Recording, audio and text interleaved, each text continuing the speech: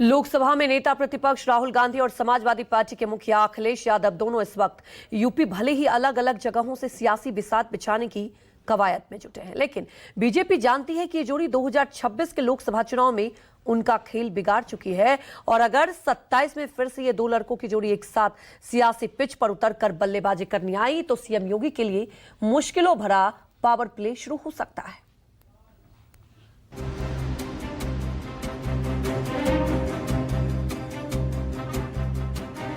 दो 2024 का चुनाव प्रयोग सफल रहा तो अब बात 2027 की होने लगी। यूपी की 80 में से 43 सीटें जीतने के बाद इंडिया गठबंधन की बाँछें खिली हुई।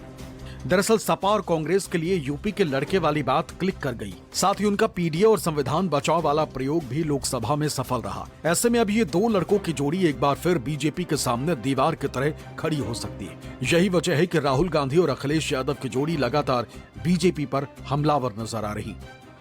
कि जो हमारी थर्ड टियर है गवर्नमेंट की, जो पंचायतें हैं, जो लोकल गवर्नमेंट्स हैं, उनको थोड़ी जिम्मेदारी दी जाए और उनको फाइनेंशियल रिस्पॉन्सिबिलिटी दी जाए। और दूसरा लक्ष्य था कि हिंदुस्तान के जो गरीब लोग हैं उनके लिए एक मिनिमम वेज बने, जिससे कम कहीं भी वेज ना हो, ये लक्ष्य था। नरेंद्र मोदी जी ये नहीं चाहते। अरे यार, वो पावर को कॉन्सेंट्रेट करना चाहते हैं, वो पावर को अपने हाथों में लेना चाहते हैं और ब्यूरोक्रेसी के हाथ पे डालना चाहते हैं। बीजेपी से जो लड़ने वाले दल हैं, बीजेपी जब पूरे देश में एक्सपोज होगी तब दिल्ली से हटेगी। दरअसल यूपी में ये दो लड़कों का ही कमाल था कि बीजेपी 33 सीटों पर सिमट गई। लेकिन यहाँ सवाल ये है कि कैसे 24 का प्रदर्शन उपचुनाव और 2027 में जीत की इबारत लिखेगा, कैसे साइकिल पंजे की जोड़ी कमाल करेगी। तो इसके लिए इन आंकड़ों को देखना और समझना जरूरी हो जाता है। अगर 2019 से लेकर 2024 में यूपी में लोकसभा परिणाम पर गौर करें तो मनरेगा बचाओ कार्यक्रम की समाप्ति के बाद राहुल गांधी का काफिला यहां से निकल रहा है। अपने चौपाल के दौरान उन्होंने साफ तौर पर केंद्र की बीजेपी सरकार पर हमला किया और कहा कि जो रोजगार का अधिकार था उसको खत्म किया जा रहा है और कुछ खास घरानों को इसका फायदा दिया जा रहा है। और इसको लेकर के यहाँ पर उन्होंने आज ग्रामीणों के साथ लंबा संवाद किया। करीब करीब 45 मिनट तक वो इस चौपाल में रुके, जहाँ पर बड़ी संख्या में आप देख रहे हैं कि ग्रामीण जो थे वो आसपास के जिलों से भी आए हुए थे।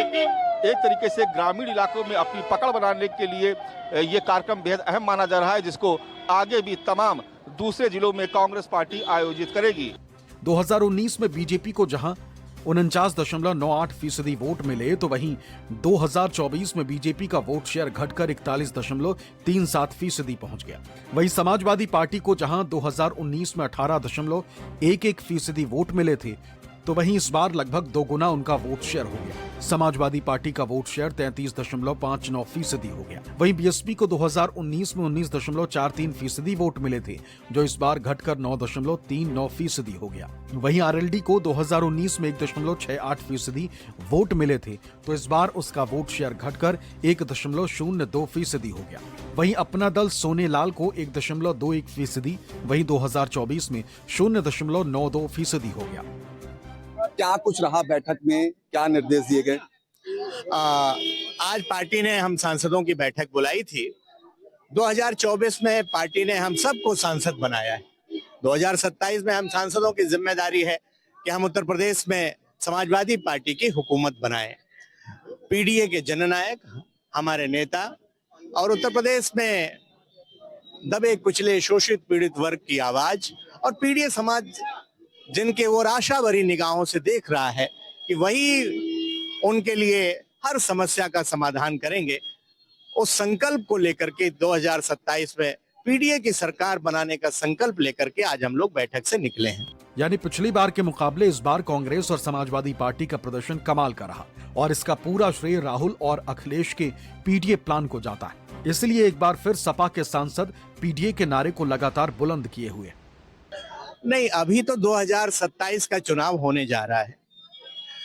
जिस तरीके से 24 में चुनाव लड़ा गया, 24 में और क्या कमी छूट गई, 27 में उससे भी बेहतर तरीके से चुनाव लड़ा जाएगा। वही हमारे पीडीए के नारे के साथ और सामाजिक न्याय लागू करने के नारे के साथ शोषित पीड़ित कमेरा मजदूर नौजवान किसानों की हक और हकूक कैसे मिले, उसी थीम के साथ हम लोग चुनाव में जाएंगे और पीडीए के जननायक माननीय अखिलेश यादव जी के नेतृत्व में 2/3 बहुमत के साथ सरकार बनाने का संकल्प लेकर के हम लोग चुनाव में उतरेंगे। दरअसल लोकसभा चुनाव में जिस तरीके से समाजवादी पार्टी ने पीडीए का नारा बुलंद किया और कांग्रेस ने संविधान और आरक्षण के मुद्दे पर बीजेपी को घेरा, उसने पिछड़ा, दलित और अल्पसंख्यकों के मन में एक शंका पैदा कर दी। उन्हें लगने लगा कि बीजेपी अगर सत्ता में आई तो उनका हक छीन लेगी। यही वजह रही कि ये वोट बैंक बीजेपी से छिटक गया और इंडिया गठबंधन के पक्ष में आ गया।